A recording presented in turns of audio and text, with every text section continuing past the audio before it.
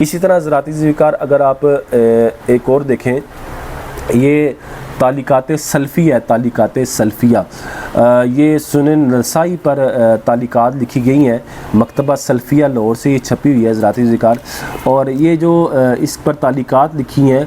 یہ ابو طیب محمد عطا اللہ حنیف صاحب نے لکھی ہے۔ اب حضرات ذوالفقار یہ جب یہی جو وائل بن حجر رضی اللہ تعالیٰ عنہ کی حدیث آئی تو انہوں نے بھی وائل بن حجر رضی اللہ تعالیٰ عنہ کی حدیث کا وہی جو معنی کیا، وحدہ مرفق الایمن کا انہوں نے جو معنی بیان کیا وہی معنی بیان کیا، وحدہ مرفق قولہ وحدہ مرفقہ علی صیغۃ الماضی عطف علی افعال سابقہ، کہتے ہیں حدہ اگر فعل ماضی کا صیغہ ہے تو اس کا جو عطف ہے جو ما قبل فعل گزرے ہیں، افعال جو گزرے ہیں، جیسے وعدہ گزرا ہے، رافع گزرا ہے، کہتے ہیں اسی طرح جو ما قبل فعل گزرے ہیں ان پر اس کا کیا ہے عطف پڑ رہا ہے، جیسے پیچھے وعدہ یدہ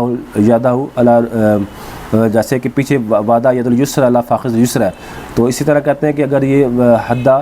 فعل ماضی کا صیغہ ہے تو اس کا عطف وعدہ کے اوپر پیچھے پڑ رہا ہے، تو اس صورت میں حضرات ذوالفقار یہ کہتے ہیں کہ علی صیغۃ الماضی عطف علی افعال سابقہ، کہ ماضی کی صیغہ ماضی ہونے کی صورت میں اس کا عطف ما قبل جو سابقہ افعال گزرے ان پر عطف ہے، اور اس صورت میں جو علی ہے وحدہ مرفق الایمن، علی اس میں لفظ علی جو آ رہا ہے یہ بمعنی ان کے ہے، کہتے ہیں اب اس صورت میں معنی کیا بنے گا، ای رفعہ عن فاخذہ،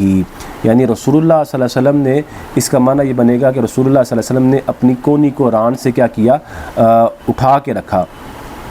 اب حضرات ذوالفقار آپ آگے یہ اس کا معنی بیان کرتے ہوئے، حدہ کا معنی بیان کرتے ہوئے لکھتے ہیں والحد المنع والفصل بین الشیئین، کہتے ہیں کہ حدہ کا معنی کیا، رکنا، والفصل بین الشیئین، یہی حضرات ذوالفقار میں آپ کے سامنے وضاحت کر رہا تھا کہ حدہ اگر فعل ہے تو اس صورت میں اس کا معنی رکنا ہے اور دو چیزوں کے درمیان فاصلہ کرنا ہے، اور یہ میں عبارت آپ کے سامنے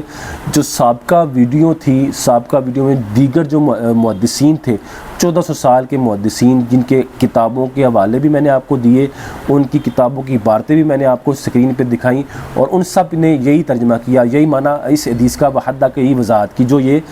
کر رہے ہیں۔ انہوں نے کہا کہ حدہ جب فعل ہے تو اس صورت میں اس کا معنی رکنا اور دو چیزوں کے درمیان فاصلہ کرنا۔ اب آگے کیا کہتے ہیں، ای فاصلہ بین مرفقہ و جنبہ، کہ رسول اللہ صلی اللہ علیہ وسلم نے اپنی کونی کے درمیان اور اپنے پہلو کے درمیان کیا کیا، فاصلہ کیا۔ وَمَانَعَ أَن يَلْتَصِقَ فِي حَالَةِ اصطِلَاعِهِ عَلَى فَاخِذِهِ، کہ اس کا کہتے ہیں معنی یہ ہے کہ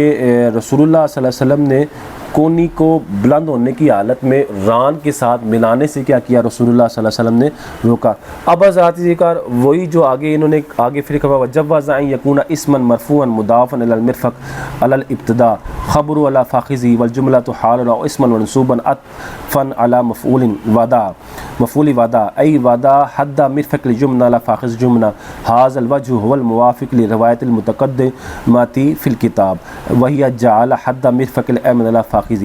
حضرات ذکر اب آگے وہ اسم کی صورت میں جو معنی ہے کہ کونی کا کنارہ، آگے وہ بیان کر رہے ہیں کہ اگر اس کو اسم بھی پڑھا گیا ہے اور اس وقت اس کا مراد کیا ہے، کونی کا کنارہ ہے، تو یہ کہتے ہیں کہ اس صورت میں اس جو ماقبل جو سنن نسائی کی احادیث گزری ہیں یا وہ جعلہ حد مرفق الایمن، اس وقت یہ کہتا ہے اس کے عین موافق ہوا۔ اس ساری عبارت کی وضاحت حضرات ذکر میں آپ کے سامنے سابقہ ویڈیو کے اندر بھی تفصیل کر چکا ہوں۔ خلاصہ یہ حضرات ذکر یہاں انہوں نے بھی حدہ کا فعل کے اعتبار سے بھی معنی بیان کیا، حدہ کا اسم کے اعتبار سے بھی معنی کیا۔ حدہ کا فعل کے اعتبار سے معنی کیا بیان کیا کہ کونی کو ران سے الگ رکھا، اور حدہ کا اسم کے اعتبار سے کیا معنی بیان کیا کہ کونی کا جو کنارہ تھا وہ ران کے اوپر رکھا، اور کنارے کی میں وضاحت آپ کے سامنے بھی کر چکا ہوں۔ حضرات ذکر یہ بھی غیر مقلد عالم تھے، محمد عطا اللہ حنیف صاحب، یہ بھی غیر مقلد عالم تھے، تو میں نے ان کا بھی حوالہ آپ کے سامنے پیش کیا۔ حضرات ذکر اسی طرح اگر آپ ایک اور کتاب